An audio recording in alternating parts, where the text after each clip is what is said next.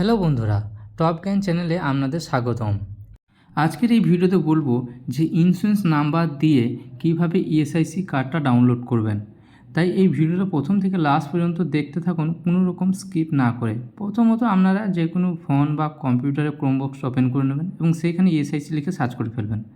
Search করে লেখার পর আপনাদের সামনে একটা ফেস ওপেন হবে, সেখানে এমপ্লয়ি স্টেট ইন্স্যুরেন্স কর্পোরেশন লেখা থাকবে, সেখানটাতে ক্লিক করে দেবেন। ক্লিক করা হয়ে গেলে এসআইসির অফিসিয়াল ওয়েবসাইটটা খুলে যাবে এবং সেখানে নিচের দিকে একটা পোর্শনে অপশন দেখতে পাবেন ইন্স্যুরেন্স পার্সন অথবা বেনিফিশিয়ারি বলে।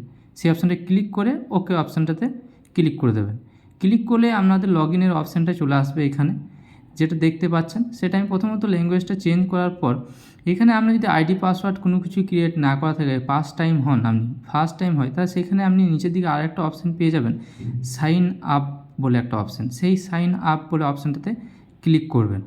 সেটিতে ক্লিক করার পর আপনার যে ইন্স্যুরেন্স নাম্বারটা আছে সেই ইন্স্যুরেন্স নাম্বারটা এখানে দেখে আপনি টাইপ করে ফেলবেন।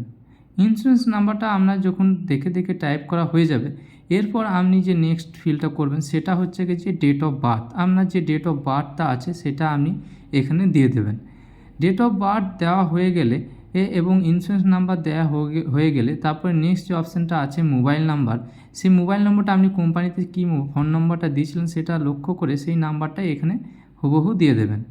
এবং 3টে হয়ে গেলে আপনি ক্যাপচাটা এখানে ফিল করে ফেলবেন। ফিল করার পর একটা সাইন আপ বলে অপশান আছে, সেখানে সাইন আপে ক্লিক করে দেবেন। ক্লিক করার পর আপনার কাছে ওটিপি যাবে, ওটিপি দেওয়ার পর আপনি পাসওয়ার্ডটা ক্রিয়েট করতে পারবেন। এখানে মূল কাজ হচ্ছে আপনাকে প্রথমত হচ্ছে পাসওয়ার্ডটা ক্রিয়েট করা।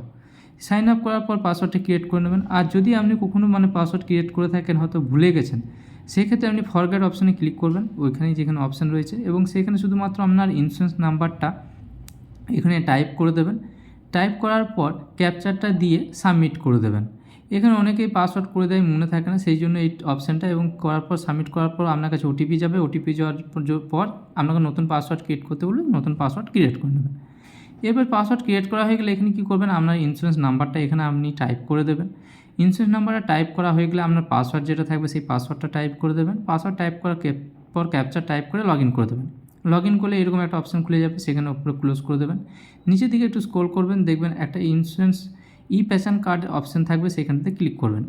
ক্লিক করার পর এখানে ভিউ অপশান থাকবে এবং সেখানে ক্লিক করলে আপনি আপনার পেশন কার্ডটা দেখতে পাবেন। সেখানে আপনার নিচে একটা ডাউনলোড অপশান থাকবে, ডাউনলোডে ক্লিক করলেই আপনার যে পেশন কার্ডটা আছে সেটা আপনার ডাউনলোড হয়ে যাবে।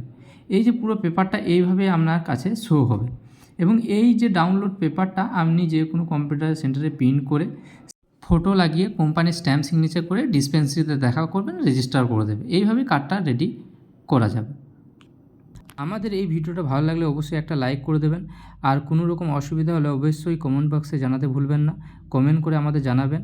আর আমাদের সাথে জুড়ে থাকার জন্য আমাদের চ্যানেলটাকে সাবস্ক্রাইব করে নেবেন এই ধরনের ভিডিও পাওয়ার জন্য, এবং আমাদের এই ভিডিওটা শেয়ার করে দেবেন যাদের কাছে এই কার্যকর বলে মনে হবে তাদের দিকে। ধন্যবাদ।